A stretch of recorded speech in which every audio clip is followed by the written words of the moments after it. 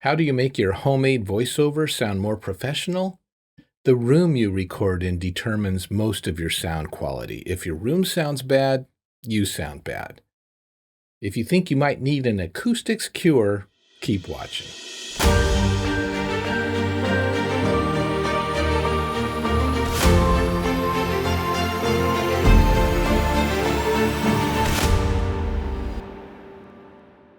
To make your recording sound more professional, reduce that echoey sound, properly called reverberation.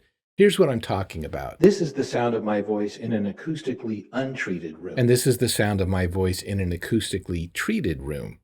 Hear the difference? Untreated? Treated. Reverb comes from sound energy bouncing around in the room and hitting the microphone again a fraction of a second after you spoke. To minimize reverb, you want the room to absorb sound energy rather than bounce it. Here are 5 tips that can help.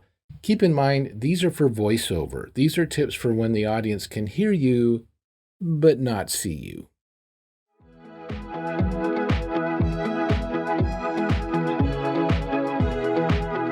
Tip 1, talk into something heavy and soft. For example, if you have heavy drapes in your house, set your microphone up so it's practically touching the drapes, then face the drapes and talk into your mic.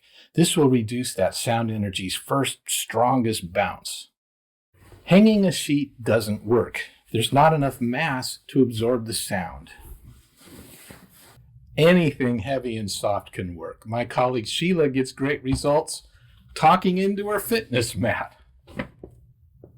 You could even hang a carpet on the wall. This technique won't get you to perfection, but it'll help.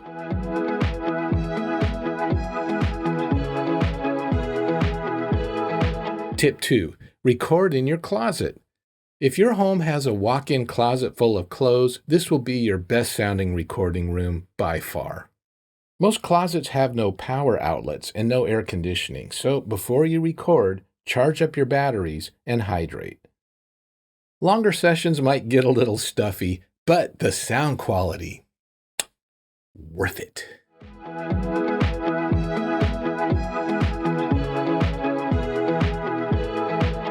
Tip 3, build a blanket for it. What you want is a soft, hollow spot to record in. It doesn't matter how you do it. In my case, I have a couple of these C-stands with a boom arm, and I have an old family quilt that I put on it. But if you don't have quilters in your family, you can use a bedspread or go to any hardware store and get these furniture pads very affordably. Once you're set up, I also like to clamp them so things don't slip in the middle of a take. These little 8 clamps are $1. Don't have to have them, but they're handy. Then once you've got things the way you like it, run it up on both sides of yourself, instant recording booth. Or maybe you have a privacy panel like this, or a clothes drying rack. Use your creativity to rig bedspreads or throw rugs. It only has to last long enough to record. Worst case, you can always just hold a blanket over your head with your arms, but off the mic.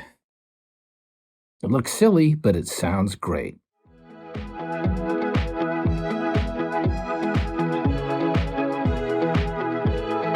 So far, our tips did not require money, but if you record a lot of voiceover, you might be willing to invest. This is a reflection filter. Instead of putting soft stuff all around the room, it cups soft stuff around the microphone. To use one, you'll need a microphone that is not a headset, a microphone stand, and the reflection filter. You can find mic stands for as little as $25 US. Reflection filters come at different price points. Decent ones start at $99 US. Mine is fancy and costs $229 US. Sometimes a reflection filter is all you need, so a little cash might buy your way out of rearranging your furniture and rigging up blankets. It's your choice.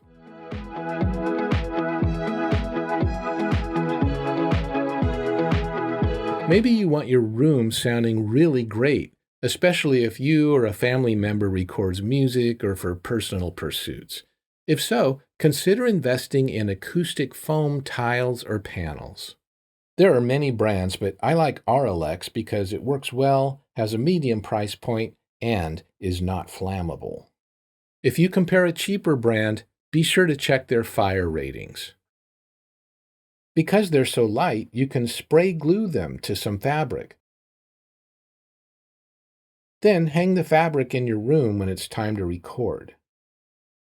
Though I wanted acoustic foam, I didn't love this black look for my office, so I made some cheap wooden frames for the foam tiles. And I used a quilted fabric as a backing. Then I just stapled fabric over the whole thing, and that way I get reverb reduction while looking reasonably professional. Those are the panels that you see behind me.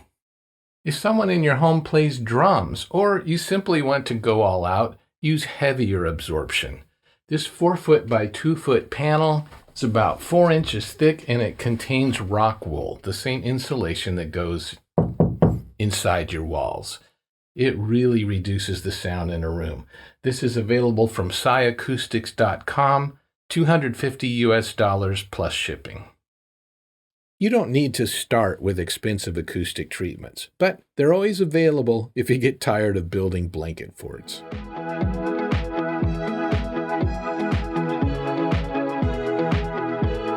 So that's my roundup of ways to improve your room's acoustics.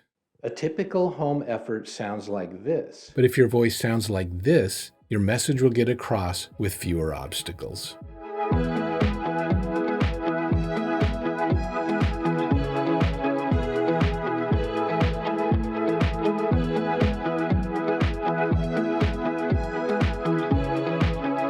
I love this topic. Send me your thoughts.